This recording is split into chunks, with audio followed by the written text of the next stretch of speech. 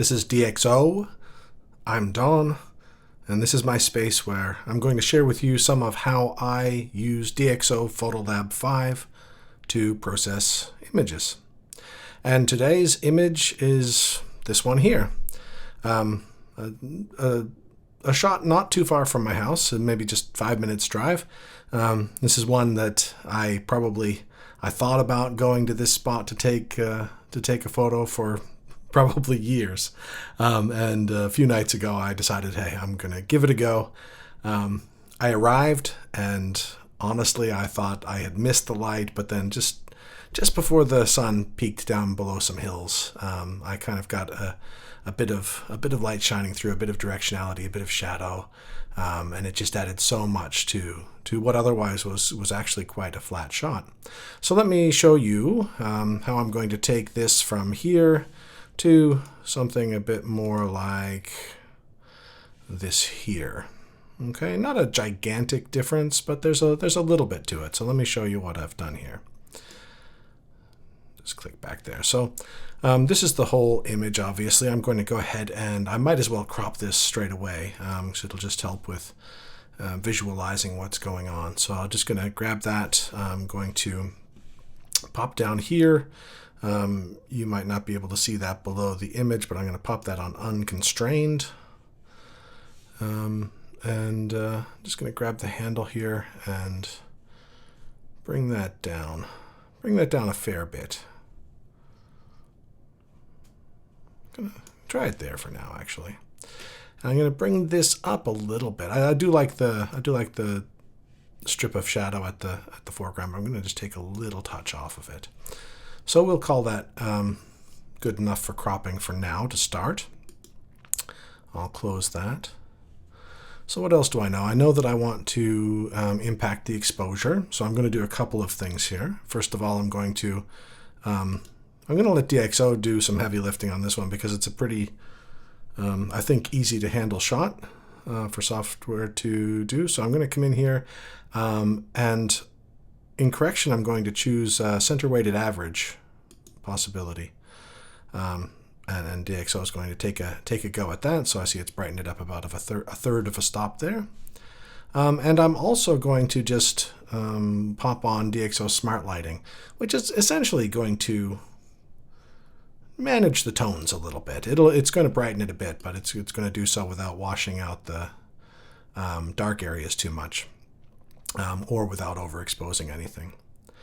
So done that. Now that's possibly a little further than I would go, except for the fact that I know that I want to apply one of the Fuji film color profiles, and I know that those always darken things down and make things a little bit more dense. So let's go over and do that now, and so we can get a sense of how that exposure is going. So popping over to the color space, having previously been over here in the light space, I'm going to come down to color rendering and turn that on, and I'll just pop in here and just go down to these. Again, I've commented on them before. If you've watched any videos before, you know that I've been going after these ones quite a bit, just really enjoying them. So digital films, and I'm just going to, Fuji Astia Soft comes up as the first default, and I actually like that the most. But you can see if I turn that off and then on, you can see it's darkened things down a little bit and added some density overall to the scene, and actually a little bit of saturation as well. So yeah, nice result. Well, now while I'm over here in color, I'd like to just bump up that vibrancy just a touch more. It was a very, the sun was coming in there, and it was a sort of a glowy scene, so to speak. So I think a little bit of vibrancy in there will go nicely. So that's all in the color space for now. I'm going to pop back to my light space and think about this a little bit more. So selective tone I'm going to leave, clear view I'm going to leave. Now I am going to add a little bit of contrast here, but not full-on contrast, and not when I turn it on it'll automatically add micro contrast, but I'm going to click on this little magic wand icon, and that'll turn off the auto adjustment back down to 0. And rather than the micro contrast, I'm actually going to increase fine contrast, and not a heap, but maybe, 5, 6, 7. Yeah, 7 looks pretty nice. And it's at that, zoomed out, it's not even terribly noticeable, but I don't know if that'll show up on the video or not, because it is subtle, but it is adding something in through here, just a little bit more definition, but without making things chunky. Because I quite like the softer feeling of this, so I don't want to take away that soft feeling of the grass going through there. So that is fine. Contrast. Now tone curve, I will probably do a tone curve, but I'm just going to play around with something else before, and I'll come back to that sort of right at the end.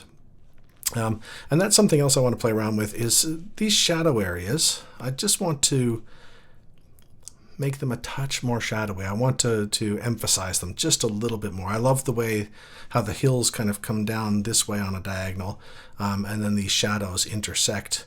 There were a series of trees just to the left there. You can kind of see this darker green one here. It's actually one of them. And as the sun was coming across there, they were just casting shadows down. And it made for some really nice texture and shape, in my opinion. So yes, okay, sorry, I lost track of where I was there. So I was going to add a local adjustment to enhance the shadows. Got my jibber jabber going, and I lost track of what I was doing. So I'm going to just pop that there, and take this little eyedropper down here. It's going to start to help me form the mask by telling it where I want to base the mask off of. And I'll do show mask just so I can see it. And you can see here that it's kind of selected the shadow areas, but the highlight areas are getting selected a bit too. So I'll go ahead and refine that. So I'm just coming up to this spot here, which is the home of local adjustment stuff.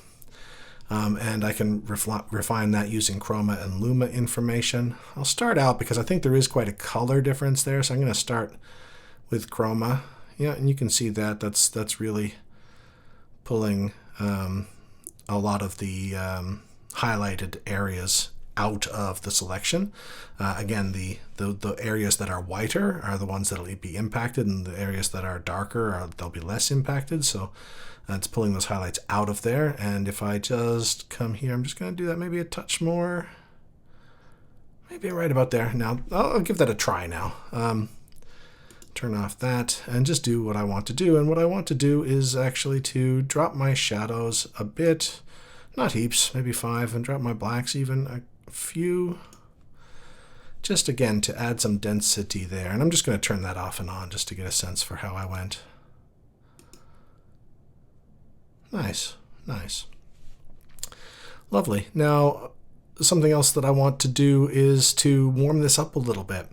Looking at it just where it was, just the sun was just going down behind the hills, and the whole scene was quite a bit warmer than this. So I'm not going to make it ridiculously warm, I'm not gonna bash it up there somewhere, but I'm probably gonna put it. Thinking probably around 6, maybe even a little higher, maybe 65. How do I feel about that? It's actually 65 is a little bit warmer than I took it during my first edit that I showed you at the beginning to my memory, but I think that looks nice. I think I might just go there. Nice, and I've already put up the vibrancy, so that's good. Excellent. So yeah, I think actually the last thing I'm going to do there is I'm going to close the local adjustments, and I'm going to pop back here, and I mentioned that I would possibly do a little bit of tone curve at the end, and it won't actually be very curvy. I know one thing that I'm going to do, I'm just looking here on the side, and I can see there's some space there where I can kind of drag this across a bit, give it a little bit more of a glowy feeling perhaps. See, that's definitely too far back there. Maybe try about there. And I'm going to just lift this up here, maybe just a touch, and let me just see how that's been impacted. So Yeah, just a little, just adds a little bit more of a kapow to it. And there you have it. I think with that, that is the end of my edit. It occurs to me, it's less obvious, but I know from the last few shots that I've taken that my lens desperately needs cleaning. So I'm actually just curious. I've not done this yet, but here's a curiosity. Will I be able to, if I bang that up and pop in here, will I be able to spot? No, not really. So it would probably be fine. It would probably print okay, I reckon, without any spots showing up. Yeah, there's nothing glaring there. Cool. So I'm going to go ahead and turn that off. So with that, here we have it, my image of this sort of field scene with these beautiful trees growing off to one side. Just out of curiosity, I'm going to just click over to this one and see. Oh yeah, so I went a little bit tighter on the crop in my first go.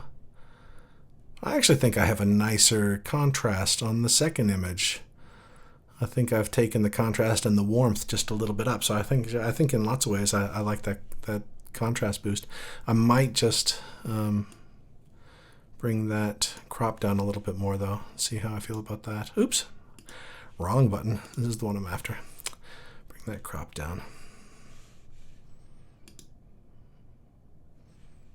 Yeah, it's a bit closer in crop. Yeah, so there we have it. My image of the day. Hope that that's been informative, entertaining, of some use to you. And I hope that you come back to check out another video. Cheers. Bye.